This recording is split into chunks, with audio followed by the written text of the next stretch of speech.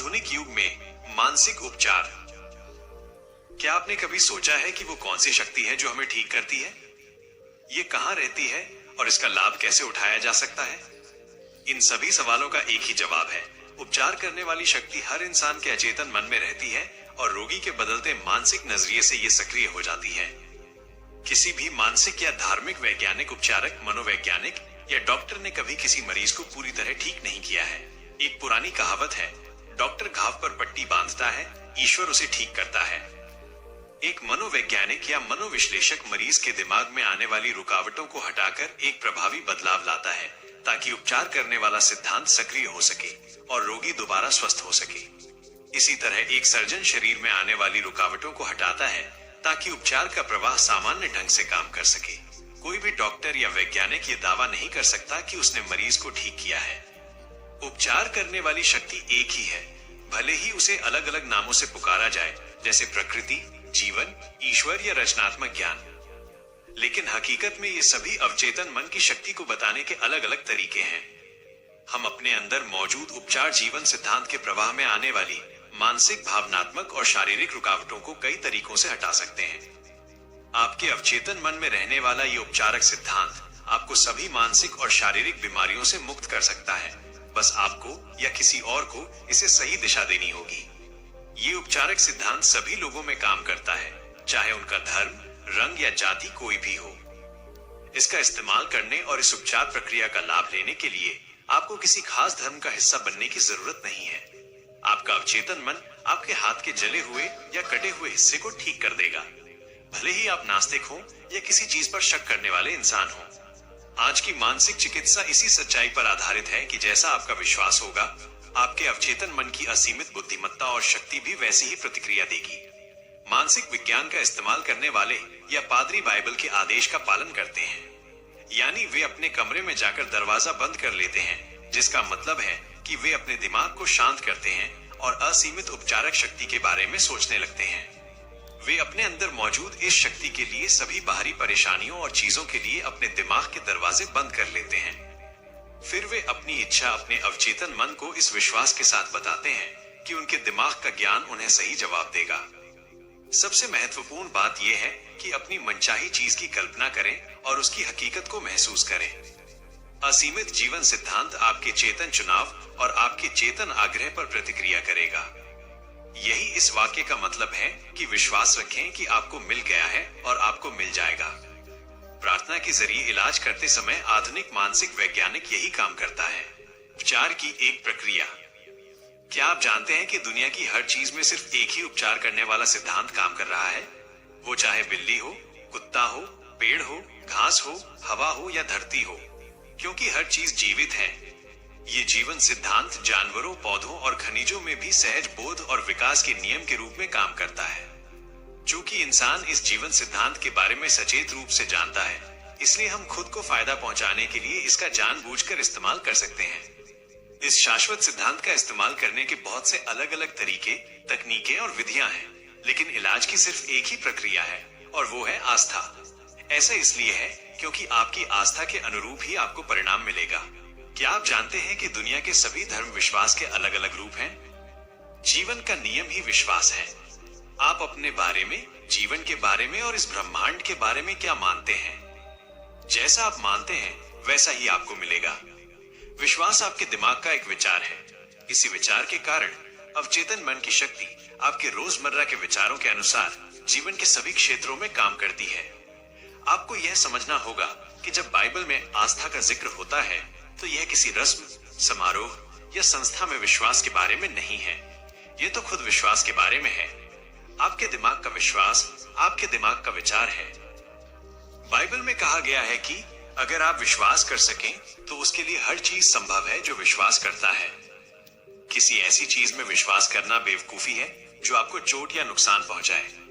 यह याद रखें कि जिस चीज में आप विश्वास करते हैं वो आपको नुकसान नहीं पहुंचाती, बल्कि आपके दिमाग का विश्वास या विचार ही है जो नतीजे पैदा करता है। आपके सभी अनुभव, आपके सभी काम और जीवन की सभी घटनाएं और परिस्थितियां आपके विचारों की ही प्रतिक्रियाएं और प्रतिबिंब हैं। प्रार्थना चिकित्सा, चेतन और अवचेतन मन का संयुक्त कार्य। प्रार्थना चिकित्सा मस्तिष्क के चेतन और अवचेतन स्तरों का एक क्रमबद्ध और बुद्धिमानी भरा कार्य है जिसे किसी खास मकसद के लिए किया जाता है। वैज्ञानिक प्रार्थना के लिए आपको यह पता होना चाहिए कि आप क्या कर रहे हैं और क्यों कर रहे हैं। आप उपचार के नियम पर विश्वास करते हैं। प्रार्थना चिकित्सा को कई बार मानसिक उपचार या वैज्ञानिक प्रार्थना भी कहा जाता है। प्रार्थना चिकित्सा में आप एक खास विचार, मानसिक तस्वीर या योजना चुनते हैं जिसे आप हकीकत में बदलना चाहते हैं। आप इस विचार या मानसिक छवि को अपने अवचेतन मन तक पहुंचा देते हैं और यह महसूस करते हैं कि वो चीज सच हो गई है। जब आप अपने मानसिक नजरिए पर पूरा विश्वास रखेंगे तो आपको अपनी प्रार्थना का जवाब मिल जाएगा। प्रार्थना चिकित्सा किसी खास मकसद के लिए एक मानसिक कार्य है। मान लीजिए कि आप प्रार्थना चिकित्सा से किसी बीमारी का इलाज करने का फैसला करते हैं। आप जानते हैं कि आपकी बीमारी आपके अवचेतन मन में रहने वाले डरावने नकारात्मक विचारों के कारण हुई है। आपको यह एहसास होता है कि अगर आप अपने दिमाग से इन विचारों को हटा दें तो आप ठीक हो जाएंगे। इसलिए आप अपने अवचेतन मन की उपचारक शक्ति की तरफ मुड़ते हैं। आप खुद को इसकी असीमित शक्ति और बुद्धिमत्ता याद दिलाते हैं। आप खुद को यह भी याद दिलाते हैं कि यह हर बीमारी का इलाज करने में सक्षम है। जब आप इन सच्चाइयों पर लगातार सोचते हैं तो आपका डर धीरे धीरे कम होने लगता है। इन सच्चाइयों की याद गलत विश्वासों से लड़ती है और आखिरकार उन्हें हरा देती है। आप उस इलाज के लिए धन्यवाद देते हैं जो आप जानते हैं कि निश्चित रूप से होगा। फिर आप अपने दिमाग को इस समस्या से दूर रखते हैं जब तक कि कुछ समय बाद आपके मन में दोबारा प्रार्थना करने की तीव्र इच्छा महसूस नहीं होती है। प्रार्थना करते समय आप नकारात्मक स्थितियों को जरा सी भी शक्ति नहीं देते हैं और न ही एक पल के लिए भी ये सोचते हैं कि इलाज नहीं होगा।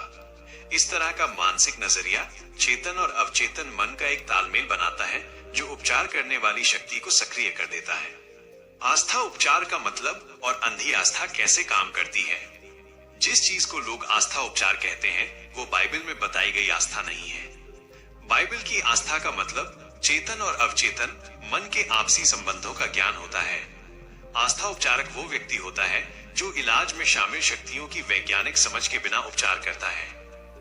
हो सकता है कि वो इलाज करने की किसी खास क्षमता का दावा करे और रोगी की उस व्यक्ति या उसकी शक्तियों में अंधी आस्था उसे ठीक कर दे। दुनिया के कई हिस्सों में पारंपरिक उपचारक अपने मरीजों को नाच गाकर, मंत्रों और आत्माओं को बुलाकर ठीक करते हैं। कोई व्यक्ति किसी संत की याद को छूकर, ताबीज बांधकर या जड़ी बूटियों का काढ़ा पीकर स्वस्थ हो सकता है। कोई भी चीज जो रोगी को उस तरीके या प्रक्रिया में सच्चा विश्वास दिलाती है वो इलाज को और ज्यादा संभव बना देती है। जो भी चीज आपको डर और चिंता से दूर जाके आस्था और आशा की तरफ ले जाएगी वो आपका इलाज कर देगी। बहुत से लोग दावा करते हैं कि चूंकि उनके सिद्धांत काम करते हैं इसलिए वे सही और सच्चे हैं, लेकिन जैसा कि हम पहले भी देख चुके हैं ये सच नहीं है। अंधी आस्था कैसे काम करती है इसे समझने के लिए स्विस उपचारक फ्रैंज एंटन मेस्मर के बारे में सोचें, जिनका जिक्र हमने पहले भी किया था। 1776 में उन्होंने अपने मरीजों के शरीर को चुंबक से छूकर इलाज करने का दावा किया था। बाद में उन्होंने चुंबक छोड़ दिया और मरीजों से कुछ दूरी पर अपने हाथ घुमाकर इलाज करने लगे। ये तरीका भी काम कर गया। इस नई तकनीक की सफलता को समझाने के लिए मेस्मर ने प्राणी चुंबकीयता का सिद्धांत दिया। उनका मानना था कि ये शक्ति पूरे ब्रह्मांड में फैली हुई है, लेकिन इंसान के शरीर में सबसे ज्यादा सक्रिय है। उनका दावा था कि ये चुंबकीय शक्ति उनके हाथों से बीमार शरीर में जाती है और उनका इलाज कर देती है। इसके बाद हजारों लाखों लोग उनके पास आने लगे और कई अद्भुत इलाज होने का दावा किया गया। मेस्मर पेरिस चले गए। वहां की सरकार ने उनके इलाज की जांच के लिए एक आयोग बनाया जिसमें बेंजामिन फ्रैंकलिन जैसे मशहूर डॉक्टर और वैज्ञानिक भी शामिल थे। जांच के बाद आयोग ने माना कि मेस्मर ने बीमारों को सचमुच ठीक किया था। हालांकि यह भी कहा गया कि उनके चुंबकीय शक्ति के सिद्धांत को सही साबित करने वाला कोई भी सबूत नहीं मिला। ऐसा माना गया कि इलाज मरीजों की कल्पना की वजह से हुआ था। इसके बाद मेस्मर को देश से निकाल दिया गया और 1815 में उनकी मृत्यु हो गई। कुछ समय बाद इंग्लैंड के डॉक्टर जेम्स ब्रैड ने यह साबित करने की कोशिश की कि मेस्मर के इलाज का चुंबकीय शक्ति से कोई लेना देना नहीं था। ब्रैड ने पाया कि रोगी को सुझाव देकर सम्मोहित अवस्था में भेजा जा सकता था। सम्मोहित अवस्था में वे कई अद्भुत नतीजे लाने में सफल हुए, जिनका श्रेय मेस्मर ने प्राणी चुंबकीयता को दिया था। आप देख सकते हैं कि ये सभी इलाज मरीजों की सक्रिय कल्पना और उनके अवचेतन मन को दिए गए मजबूत सुझावों के कारण ही संभव हुए थे।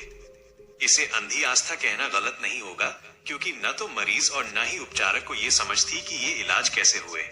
कल्पनावादी आस्था और इसका अर्थ किसी व्यक्ति का अवचेतन मन उसके चेतन मन के नियंत्रण में रहता है। ये दूसरों के सुझावों के प्रति भी बहुत संवेदनशील होता है। इसका मतलब ये है कि आपका चेतन मन जिस बात पर विश्वास करता है, अगर आप उसमें सक्रिय या निष्क्रिय रूप से आस्था रखेंगे तो आपका अवचेतन मन उस सुझाव से नियंत्रित होगा और आपकी इच्छा पूरी हो जाएगी। मानसिक इलाज के लिए शुद्ध कल्पनावादी आस्था की जरूरत होती है। इसे पाने का तरीका चेतन मन के विरोध को खत्म करना है।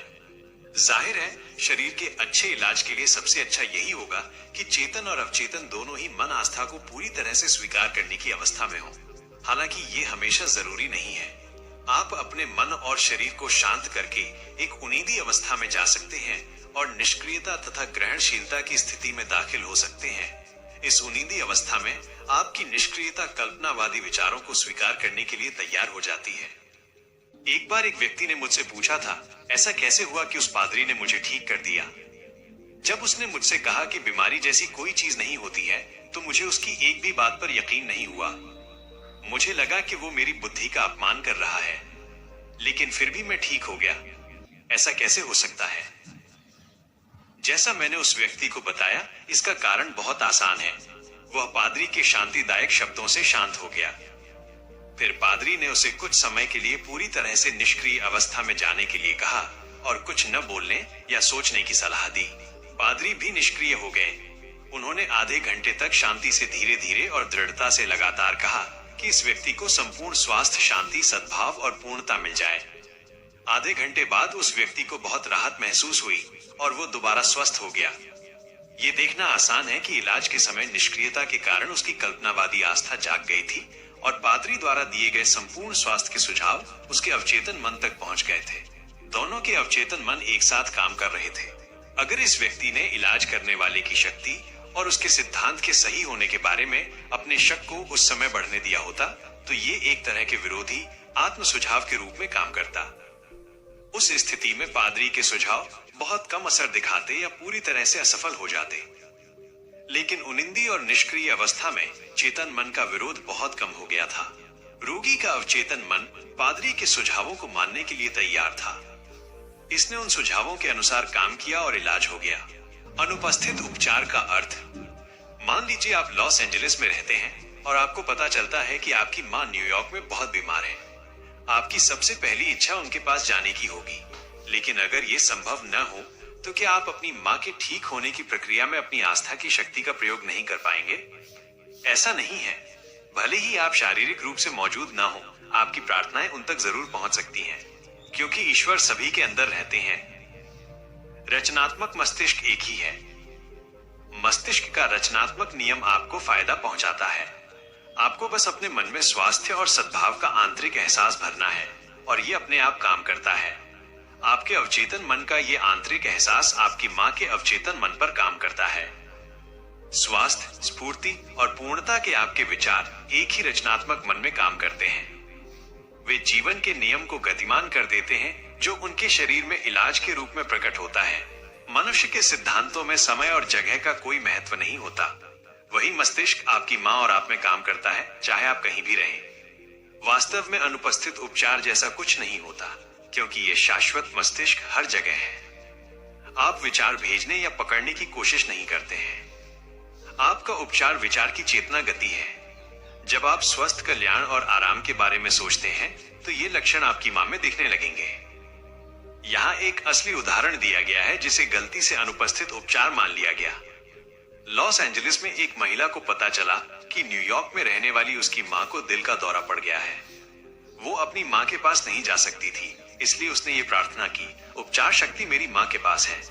उनके शरीर की स्थिति उनके विचारों का प्रतिबिंब है। मैं जानती हूँ कि इसे बदलने के लिए मुझे उन चीजों को बदलना होगा जो वे दिखाती हैं।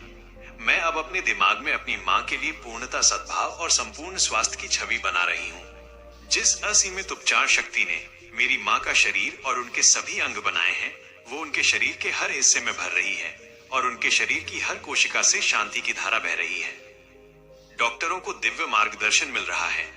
जो भी मेरी मां को छू रहा है उसे सही काम करने का मार्गदर्शन मिल रहा है। मैं जानती हूँ कि बीमारी अंतिम सच नहीं है।